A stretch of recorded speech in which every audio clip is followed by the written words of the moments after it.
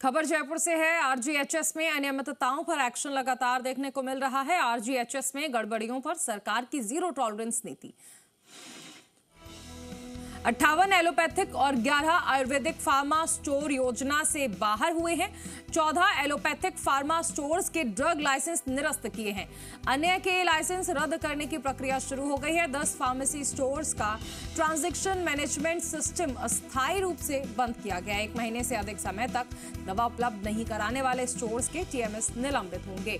बाजार से कई गुना महंगी दवाइयां की बिलिंग करने वाले स्टोर्स जांच के दायरे में। चिकित्सा मंत्री गजेंद्र सिंह खीमसर ने कहा, आरजीएचएस में किसी भी तरह की अनियमितताएं बर्दाश्त नहीं की जाएंगी। प्रमुख शासन सचिव गायत्री राठौर ने कहा कि संदिग्ध दवाओं का ऑडिट जारी है और गलत भुगतान की भी वसूली की जाएगी। नियमों का पालन करने वाली फार्मेसियों को ग्रीन फ्लैग से सम्मानित किया जाएगा।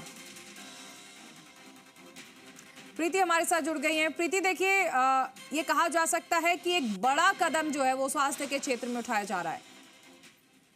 बिल्कुल सही कहा चारुल आपने। एक बड़ा कदम जो है वो राजस्थान गवर्नमेंट हेल्थ स्कीम यानी कि आरजीएचएस में जो पिछले दिनों से हम देख रहे थे कि सामने आ रही है अनियमितताओं पर अब सरकार ने बड़ा एक्शन लिया है और चिकित्सा और स्वास्थ्य विभाग ने 58 एलोपैथिक और 11 आयुर्वेदिक फार्मा स्टोरों को आरजीएचएस की पैनल सूची से ही बाहर कर दिया है। इसमें से 14 एलोपैथिक मेडिकल स्टोरों के ड्रग लाइसेंस भी निरस्त कर दिए गए हैं, जबकि एक जो अन्य है उनके लाइसेंस रद्द करने की जो प्रोसेस है वो अभी शुरू हो चुकी है। इतना ही नहीं, बाजार भाव से कई गुना अधिक कीमत पर दवाओं की बिलिंग करने वाले 10 फार्मेसी स्टोरों का ट्रांजैक्शन मैनेजमेंट सिस्टम यानी कि टीएमएस की जो अस्थायी रूप से बंद कर दिया गया है। कुल मिलाकर हम कह सकते हैं कि सरकार ने साफ कर दिया कि जो फार्मेसियां 1 महीने से अधिक समय तक मरीजों को दवाइयां उपलब्ध नहीं करवाएंगी और साथ ही जो ट्रांजैक्शन में कुछ घपला करने की कोशिश कर रही थी उनको जो है वो पूरी तरह से एक्शन लिया गया है। उनके टीएमएस जो है वो निलंबित कर दिए गए हैं। जांच में ऐसे मामले भी सामने हैं जहां सामान्य बीमारियों से बेहद महंगी दवाइयां लिखकर राजकोष पर अनावश्यक जो बोझ डाला गया।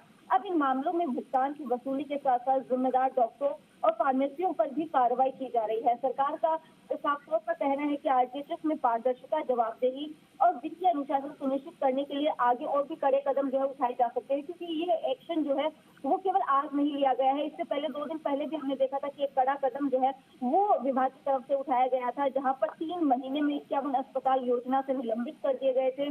कुल मिलाकर अगर हम पिछले 1 महीने की तो 24 अस्पतालों पर करीब 3 करोड़ रुपए की रिकवरी भी जो है वो विभाग की तरफ से की गई है, क्योंकि पिछले दिनों से हमने देखा था आरजीएचएस योजना जो स्वास्थ्य विभाग को एक मजबूती तो दे रही थी, लेकिन इसको कहीं ना कहीं एक तरह से बंद किया गया था, इसको होल्ड किया गया था, क्योंकि इसमें कई सारी गड़बड़ियां जो है वो सामने आई थी, वो मिली थी, उसकी पूरी तरह से जांच पड़ताल की गई थी और अब इसको पूरी तरह से बहाल कर दिया गया है। हालांकि इसमें कुछ बदलाव जो है वो विभाग और सरकार की तरफ से किए गए हैं, लेकिन अभी जिस तरह से ये योजना में जो घपला सामने आया था, जो जिन्होंने गड़बड़ी करने की कोशिश की थी, अब पूरी तरह से उन पर एक्शन जो है वो सरकार ले रही है। क्योंकि केवल इतना ही नहीं, ओपीडी की पर्ची कटवाकर उनको आईपीडी में दिखाकर ये जो पूरी तरह से गड़बड़ी है उसका मामला सामने आया। एक बड़ा जो यहाँ पर जो बजट था वो उठाने की कोशिश सरकार के को कहीं ना कहीं नुकसान पहुंचाने की कोशिश जो है वो हॉस्पिटल और फार्मेसी की तरफ से की गई थी और अब सरकार जो है इस पूरे मामले पर काफी ज्यादा सख्त और एक्शन में नजर आ रही है। सरकार की गंभीरता नजर भी आ रही है। शुक्रिया इस तमाम जानकारी के लिए प्रीति।